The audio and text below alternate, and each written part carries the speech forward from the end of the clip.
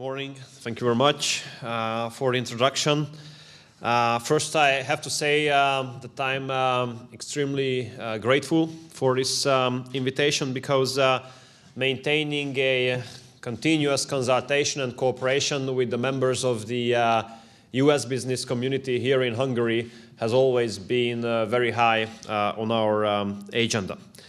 And this is the right time to meet again because we are experiencing challenging times. Maybe we have said it too often, maybe it's boring already, but we have to admit that we are living in a world which is changing continuously and which performs a situation which we have never expected and which we have never thought that we would experience. So under these circumstances, continuous consultation is of utmost importance, of course. Ladies and gentlemen, the challenges we face economically, politically, and defense-wise as well, these challenges require new strategies for sure. And it's not an exaggeration that whoever is not able to build up a new kind of strategy, who is not able to adjust him or herself to the new conditions, will be a loser of this new situation for sure.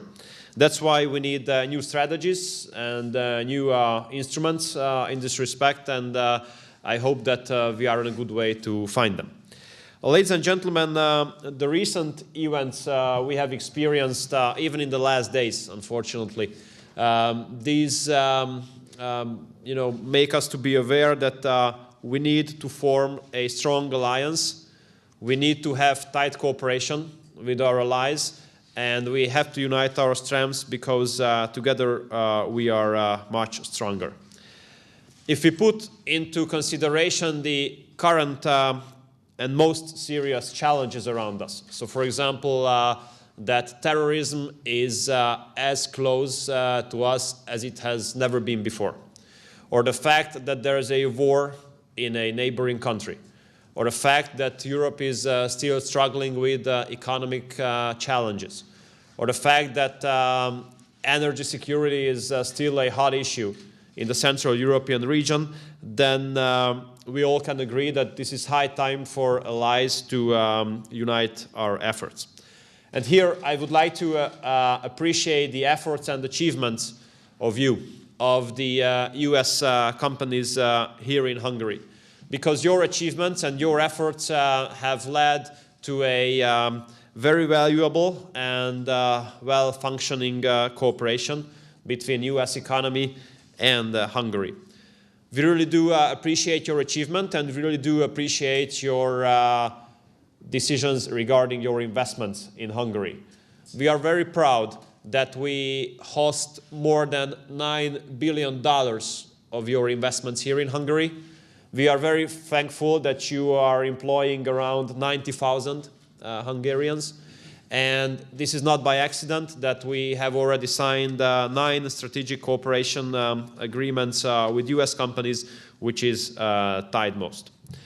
Ladies and gentlemen, I mean the US companies here in Hungary have played a major role that 2015 is going to be the 3rd consecutive year when we expect economic growth. There were times and years, not very far away, when it was unimaginable to have even one single year with an economic growth. And now we are in a situation that we can say that 2015 is going to be the 3rd consecutive year with economic growth. You, the US companies in Hungary, have contributed a lot in order to break a 22-year-old record in the field of employment. With your help and with your decisions of further investments, now 4.1, even a little bit more, 4.15 million people are at work in Hungary. This is 445,000 more than it used to be in 2010 when we have taken the office. It's good news, but still we are not satisfied. because we want to reach a situation where 5 million people in Hungary have a job. And maybe this is not exaggeration, or this is not an unrealistic expectations if we put into consideration that this is the situation in Czech Republic. In Czech Republic, there are 5 million people who have job, and we would like to reach the same situation in Hungary. The US companies in Hungary have been putting a lot of efforts in employing Hungarian people. So thanks to you, we are able to reduce the unemployment in Hungary in the fastest way in European comparison. And now we have an unemployment rate of 7.2%, which is 4.3% lower than it used to be in 2010 when we have taken the office.